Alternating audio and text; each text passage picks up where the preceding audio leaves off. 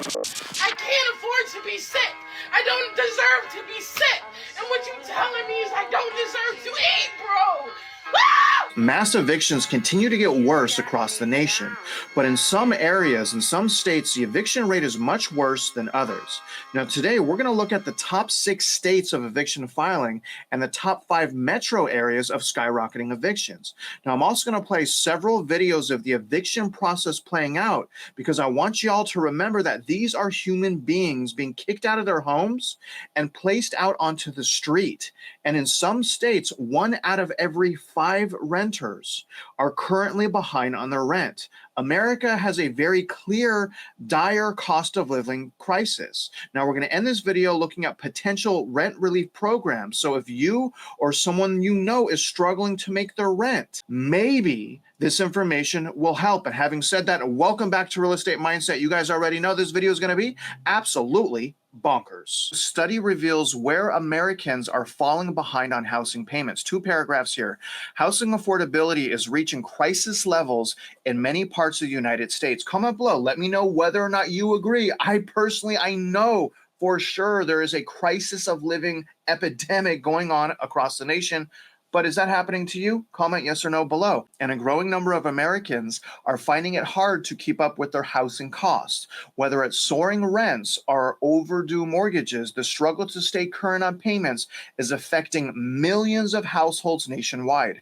According to a recent study by Deeds.com, an online platform that provides real estate deed forms and information, over 6.6 million households are behind on their mortgage payments, while 9.4 million renters are struggling to pay rent. That study ranks states based on percentage of households falling behind, revealing stark differences across the country. The leading state is Mississippi and has 8.5% of homeowners behind on their mortgage, okay? First of all, that's mind-blowing. Secondly, they have 21.08% of renters behind on their rent. That is a total amount of 15.82% of people in Mississippi that are currently behind on their shelter payment. That's insane, you guys. Number 2 is Illinois. Now, Illinois only has 3.33% of homeowners behind on their mortgage, but they have the highest amount of renters behind on their rent payments, sitting at 24.51%. That means 1 out of every 4, nearly 1 out of every 4 renters is currently behind in Illinois, for a total of 13.92% of the total population being behind on their shelter payment. Insane. Number 3 is Delaware. Delaware is sitting at 5.75% of homeowners behind on their mortgage, super high, and a whopping 21.87% of renters behind on their rent payment, for a total of 13.81% of the population of Delaware behind on their shelter payments. Number 4 is Wyoming, with a fairly low 3.19% of homeowners behind on their mortgage, but a whopping 20.59% of their renters behind on their rent payments, for a total of 11.89% of the population in Wyoming behind on their shelter payments. Now, number 5 is New Jersey, sitting at a mortgage late payment of 5.57% and a rental late payment of 17.7%, for a whopping total of 11.63% of the people in New Jersey are behind on their shelter payments. You guys, comment below. 1 out of 10, over 1 out of 10 Americans in these states are behind on their shelter payments. How is that fair? Comment below. Is that fair or not? Again, number 5 is New Jersey at 5.57% of homeowners behind on their mortgage, 17.7% of renters behind on their rent, for a total of 11.63%. Now, my home state of Texas ranks number 6 with 4.5% of homeowners behind on their mortgage and a whopping 18.58% of renters behind on their rent, for a total of 11.54% of people in Texas are currently behind on their shelter. Here's the very difficult thing about evictions and people behind on their rent payments. A lot of people don't track that information, and we can't really get a crystal clear idea of what's happening because the data doesn't exist. As this article points out, lack of eviction data obscures extent of the affordable housing crisis, which is why listening to boots on the ground video is so important. Is another eviction. This person lived here for 3 months, paid 1 month's worth of rent, and act so surprised when the sheriff showed up to keep them out. This apartment rents for $1,360. It's super cute. It has been renovated and destroyed by the tenant. Their dog chewed up the carpet in the bedroom. There is dog hair everywhere, and it smells absolutely horrible in here. Of course, they left the bed frame, punched holes all in the wall, destroyed the laundry room. It just goes to show you that some people really do not deserve housing. One of the leading data providers specifically for evictions is Eviction Lab, which you guys see on your screen here.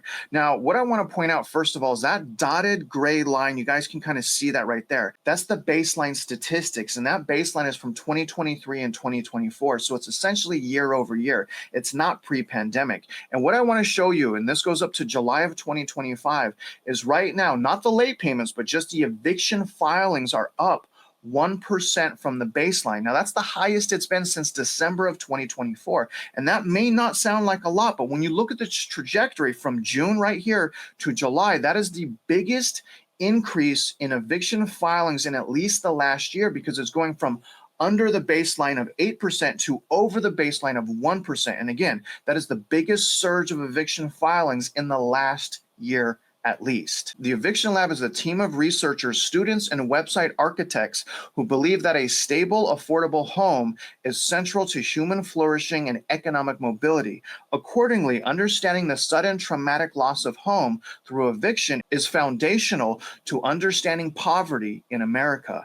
Drawing on tens of millions of records, the Eviction Lab at Princeton University has published the first ever data set of evictions in America going back to the year of 2000. Even then, it's important to see what's really going on boots on the ground, because remember, the Eviction Lab only covers a handful of metro areas and a handful of states. Yes. Yeah, you being evicted. It's Friday. I was packing my stuff. Nah. When I brought the paper, I told you then. You ran to the back. Yeah, you got 10 days. After 10 days, you know you got to roll. You say your wife what? She's at work. She got the only car. I can get a truck this afternoon. No, you got to roll now. When I brought the paper over here, the first time. Yeah. When we brought the paper the first time, it should have been gone in. You gotta be kidding me. I got my son here. 18-year-old son. He just turned 18. That ain't gonna stop now. I mean, you already knew this was coming. Yeah, that's why she was talking to the one that leased it to us. Right, that's what I'm saying. Out Friday. Nah, that ain't what he said. He paid us to come over here and put you out. So, and it's already paid for everything. Can I call him? You can call him. Ain't gonna do no good, but you can call him.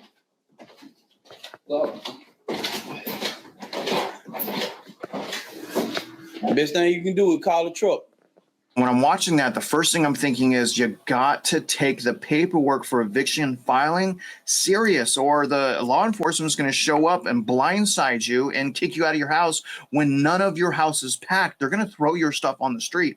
So you have to take it seriously. Now I want to go over the top 6 metro areas of eviction filings, starting with number 6. Number 6 leading metro area is actually Philadelphia, Pennsylvania, which is 4% over baseline, meaning they've had 13,722 filings over the past 12 months. And again, that's just the city of Philadelphia. Now, this is saying on a monthly basis, it's actually up 12% over baseline. Year to date, it's up 2%. So again, month over month, something's happening from June into July. You see that surge in Philadelphia. When you kind of look at the eviction filing rate, and these are not late payments, guys. These are eviction filings. So this is well after the first late payment. So here's an area on Census Tract 208 where 16.77% of renters have had an eviction filing. That's insane. Here's another one with 12.37%. One down here at 17.4%. Let me scroll down. 17.4% of renters have had an eviction filing. The number 5 top metro area is South Bend, Indiana. You guys can see that over the last 12 months, it's 4% up above the baseline, but month over month is actually 6% up over baseline. There have been 3,000 eviction filings over the past 12 months. When I scroll down here to see some of the eviction filing rates, you guys can see south of South Bend, insane. Census Tract 119, 38.3% of the renters have had an eviction filing. Absolutely insane. The number 4 metro area is Charleston, South Carolina. Now, again, month over month, this is crazy. So this may be a trend of skyrocketing evictions happening right now, because as you see here, it's up right here. 20% month over month for the baseline at 1,092 evictions filed. Over the last 12 months, it's 5% above the baseline with 10,777 evictions filed. When you look at the eviction filing rate, surprisingly down by the coast, almost everyone is getting an eviction filed. It says 180% of renters, that's got to be off, but 180% of renters have an eviction filed against them. Here's one again on the coast that says 33.74% of renters. Also right here, 50% of renters eviction filing. Someone needs to do a lot more research on what's going on in Charleston because something crazy is happening. Before going into the top 3 metro areas of eviction filing, I want to watch another video of an eviction taking place, and I want you guys to understand how traumatic this situation really is. We have a cost of living problem, and we should do the best we can at being empathetic to our community and people that live within it. And I want you guys to really look at this woman's eyes to see what she's going through as she's being kicked out of her house. Oh. How you doing? Is Clay here? Yeah, no, he at work. Okay. We got an eviction schedule here this morning. Oh, wow. How many people here? Just me. Okay. Well, what I can do, I can give you 5 to 10 minutes to gather some of your personal belongings. And we're going to come in and start moving the stuff out. Oh, wow. You got a house full? Oh, my goodness. Y'all didn't know y'all hadn't made any plans for this? No, not yet.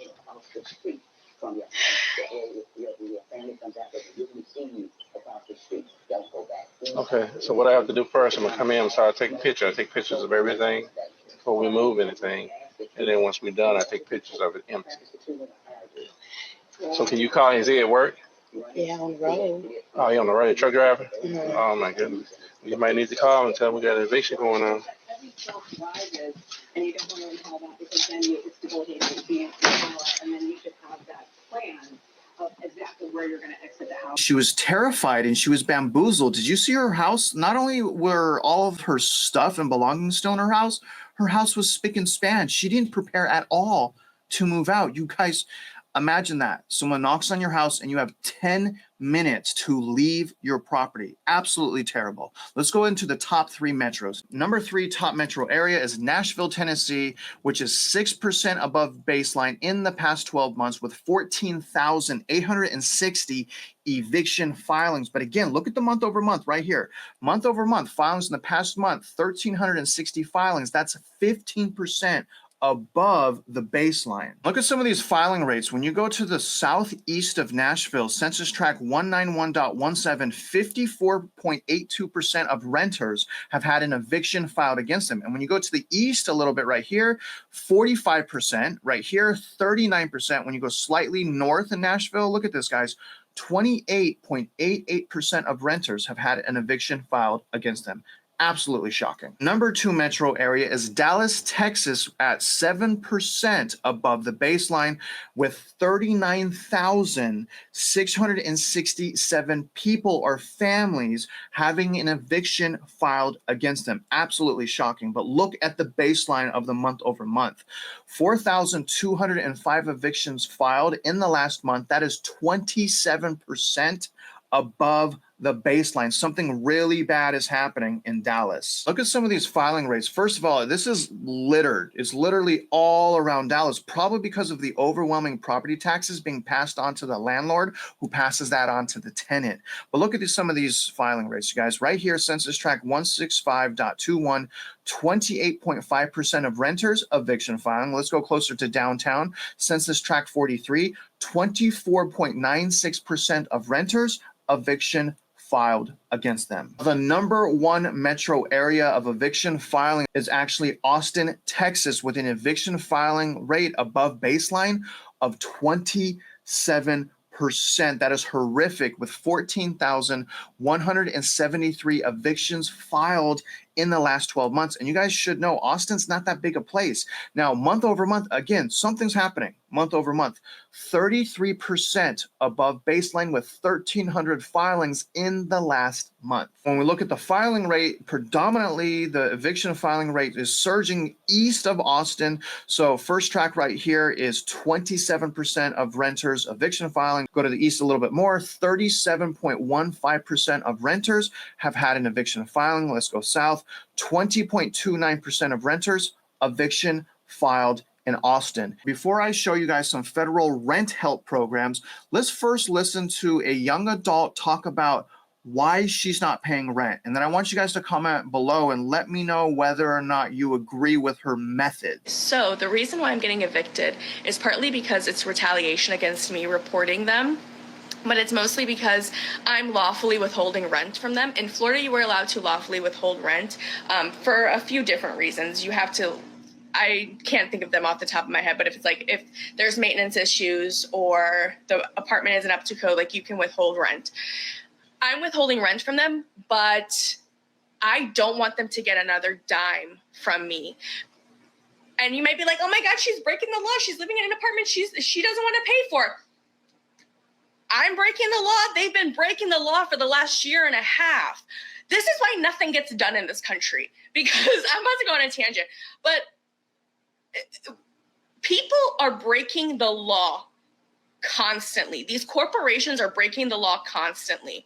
And as soon as we do something that is also breaking the law, but it's actually in defense, now we look like the bad guys.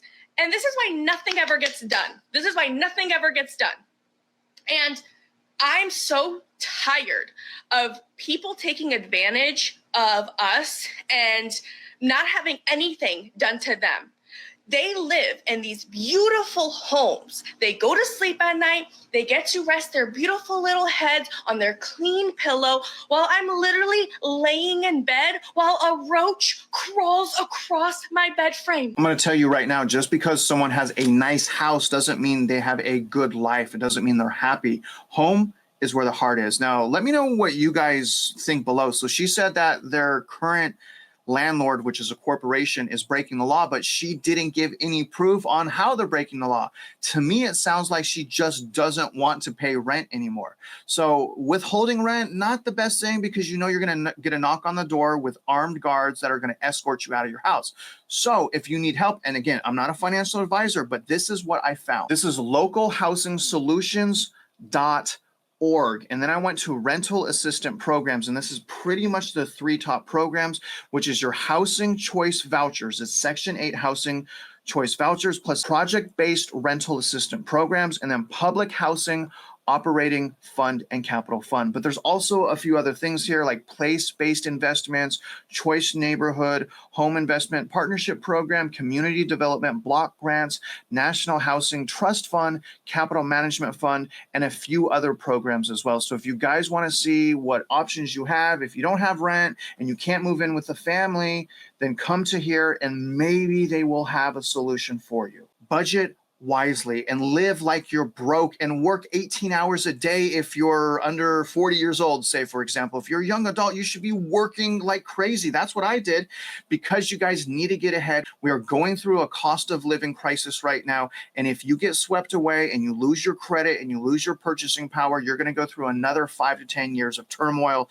But if you do things right now and you protect your purchasing power, live under your means, continue to self-sacrifice, like don't go out to eat, cancel all your subscriptions, and do everything you can to lower your budget, then you do have an opportunity to become a winner through the other side of the cost of living crisis. Now, again, guys, let me know how you felt about this video. Let me know what you think about the eviction process. But most importantly, I want to hear from you about the cost of living crisis. Now, other than that, guys, if you're out there just living your life, trying to afford things, trying to figure things out, you guys already know I wish you luck, and I hope you win.